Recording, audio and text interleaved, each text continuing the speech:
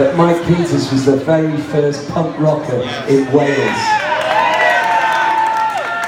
See, I saw the Sex Pistols play in October 1976, and I knew they were going to be amazing before they played a note, because the roadie walked across the stage and he looked incredible. And I thought, the band are half as good as he looks, it's going to be amazing. So I stood where Chris, right? Where Chris has stood, and out came Johnny Rotten. Yeah.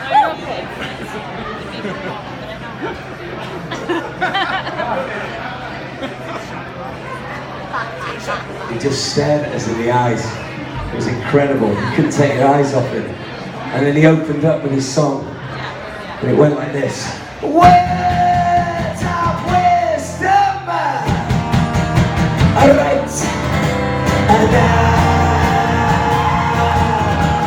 I am an antichrist. I am an anarchist. I know what I want, but I know where to get it. I want to destroy myself, my goes on. I want to be an anarchist. I get it best, destroy.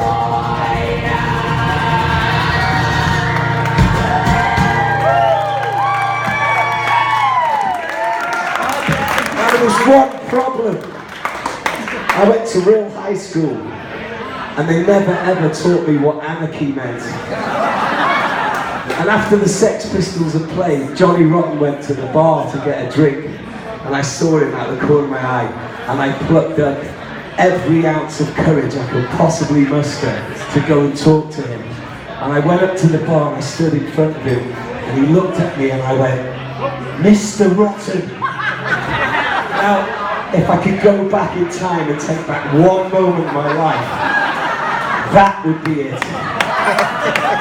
And I said to him, he kind of looked at me and gave me the glass-eyed stare, and he went, what? And I said, what does anarchy in the UK mean? He went, fuck off, mate. Sorry, kids. And it was like a smash in the face of the train. But I went home with the resolve to start the very first ever punk rock band in Wales. I got up the next morning to go to school, and I got my black blazer on to go to school. You know, the black blazers you wear to go to school. And I went out the door, and I snuck down the back alleyway behind the pub where I lived, and I ripped my jacket up to bits, and I put it together with safety pins, and I got away with it at school with my mum for a couple of days because I told her some kids had beat me up on the way into school. But to get the full punk rock look, I needed to get some skinny black drain pipe rock and roll jeans, you know the kind. And so in those days there was no, like, you know, Macy's or Bloomingdale's to get on the high street. So I didn't know where to get them, and I read a music paper called Sounds, and it had a classified ad in the back, and it said, for sale, skin-tight black rock and roll drain pipe jeans. I thought, I've got to have those.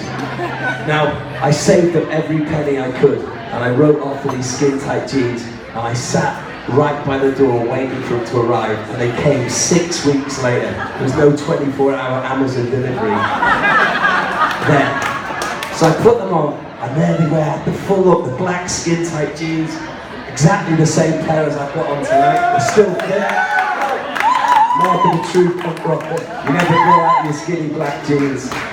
So I was off, I had the full look. And then I went to the Electric Circus in Manchester to see all the first generation bands. I saw Buzzcocks, saw The Damned, everything.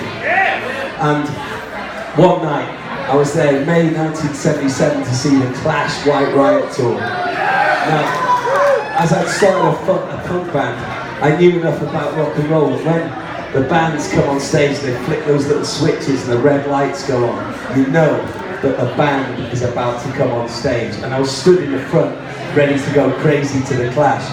And all of a sudden I realised I was desperate to go to the bathroom.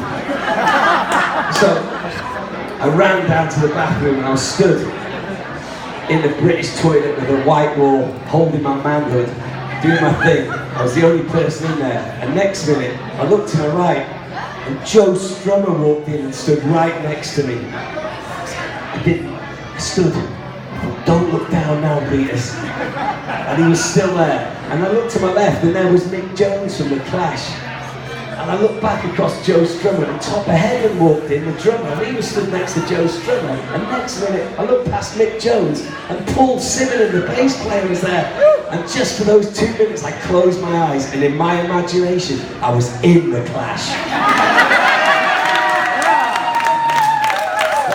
On the way out, I plucked up every reserve of courage I could find to go and talk to Joe Strummer. And I stopped him and I learned from Johnny Rotten, and I said, Joe, and he looked round and he said, what, kid? And I said, what does White Riot mean? And he said, it's about the future, son. The future is unwritten. And right there, my hero saying something that lifted me up and didn't just throw me down on the floor. It was in that moment when the sparks flew, where the idea and the germ for the alarm began. You could say it was also the germ that began this charity of ours called Love, Hope and Strength. Comes out of the conflict between positive and negative.